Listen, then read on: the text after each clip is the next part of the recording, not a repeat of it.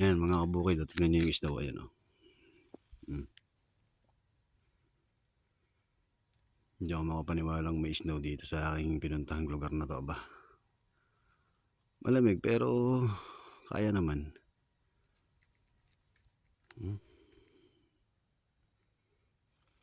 Kaya pala sabi ko, bakit parang namumuti yung kapaligiran? May snow pala. Kala ko naglalaglagang styrofoam lang.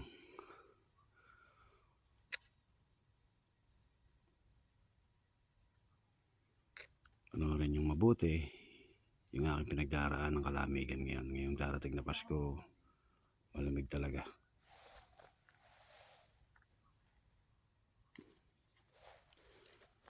Tignan nyo, ayan o. Snow o.